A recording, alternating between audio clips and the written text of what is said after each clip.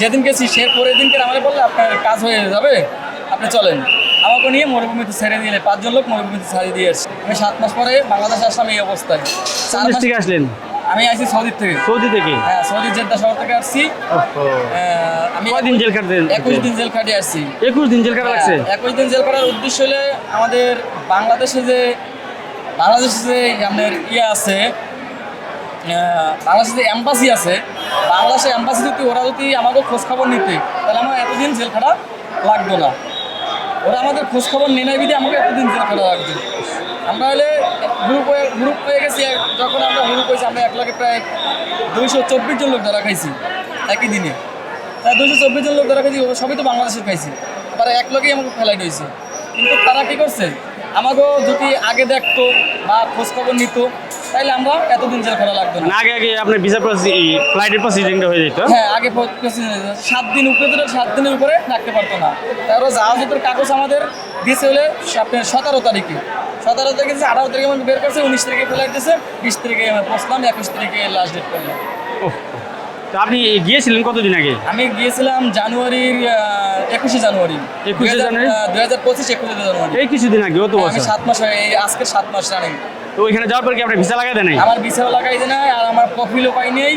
আপনি কার মাধ্যমে ভিসা করেছিলেন? আমার ভিসা নিয়েছিলাম আমার পাত্রবর্ষ এলাকার একজন লোকের সাথে। লোকের মাধ্যমে? কত টাকা খরচ করেছিল? 4.5 লক্ষ টাকা খরচ করেছি। আনাম 4.5 লক্ষ টাকা দিয়েছি, মেডিকেল সব দিয়ে আমার 5.5 লক্ষ টাকার মতো। আপনাকে কি কাজের জন্য বলছিল ভিসা? আমারে বলছে হইলে কফি শপের কাজের জন্য। কফি শপের কাজ? জি। কিন্তু যাওয়ার পর আকামা খোঁজ কোনো কিছু করে না? না, আমি জায়গায় 7টা বাজে ল্যান্ড করছি, আমার রাত্রে 10টা বাজে রিসিভ করছে। সকাল 7টায় ল্যান্ড করছি, রাত্রে 10টায় আমার রিসিভ করছে। আমি সারাদিন এয়ারপোর্টে বসে নিয়েছি। তারপরে নিয়ে আমাকে একটা বলছে ডাইরেক্ট কোম্পানি, কিন্তু আমাকে নিয়ে দেশে সাপ্লাই কোম্পানিতে আমার নেওয়ার পরে তারা কি করলো, আমার যেদিন গেছি সে পরের দিনকে আমাকে বললে আপনার কাজ হয়ে যাবে, আপনি চলেন। আমাকে নিয়ে মরুভূমিতে ছেড়ে দিলে 5 জন লোক মরুভূমিতে ছাড়িয়ে দিয়ে আসছে। মরুভূমিতে কি কাজ দিয়েছিল? কোনো কাজ না, মরুভূমিতে ডাইরেক্ট আমাকে ছাড়িয়ে দিয়েছি। ছাড়িয়ে দেওয়া পড়ছে? হ্যাঁ, আপনারা এখানে দাঁড়ান, আপনার মুরগিদের সাথে কথা বলি, আসতেছি। এই পেয়ে আমাকে সাইডে দিয়ে চলে আসছে, আর যায় নাই। তারপরে আমরা কোথাও চিনি না। তারপর আমরা গাড়ি এলার থেকে মানুষের থেকে জিজ্ঞেস তারপর আমরা এলাম দাম্মামে এলাম।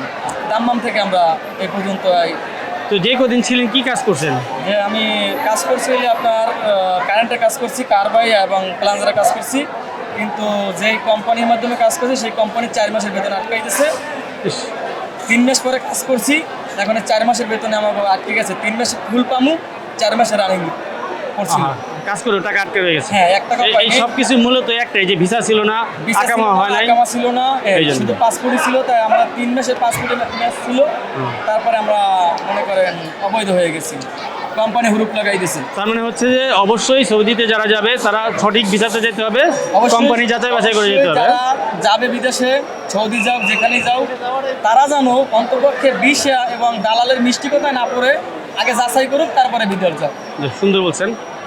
আপনার জন্য দুঃখ প্রকাশ করছি। ভবিষ্যতে যেন এমনটা না হয়, অবশ্যই সচেতন হবেন, জেনে বুঝে যাবেন। হ্যাঁ, জি আলহামদুলিল্লাহ। ধন্যবাদ। কি নাম আপনার? আমার নাম মোহাম্মদ রাজু হালাদার। ভালো থাকবেন। হ্যাঁ, আসসালামু আলাইকুম। আলহামদুলিল্লাহ।